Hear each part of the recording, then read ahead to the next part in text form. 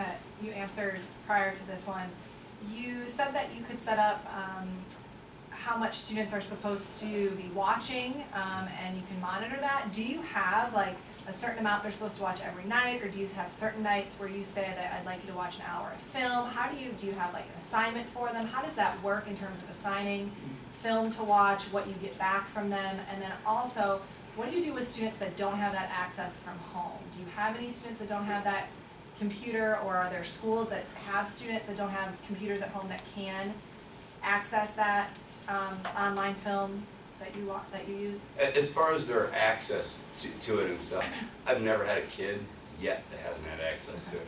I've actually been at a very low income school, and every kid there had an iPhone. Every kid. Some of them did not have homes to go to. I literally did not have a place to go sleep that night, but they had a phone. So you can access on the phone, you don't need a computer? You don't need a computer. Any mobile device, you can access from. There's an app for it. Okay. I'm sorry, what was the first part of your question? First part was, do you assign a certain amount of time that they have to spend on it? We do, for certain individuals, usually just general game film. We ask them to watch it and go through it. You can just kind of monitor and see, did they go watch the film? Did they spend 3 minutes on it? Did they spend 30 minutes on it?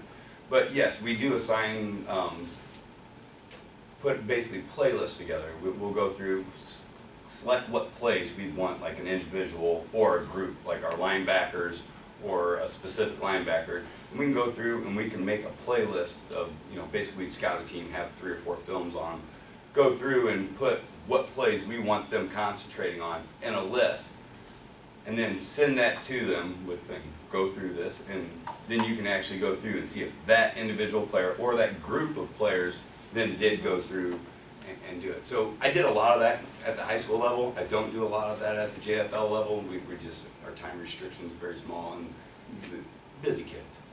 All kids are busy today.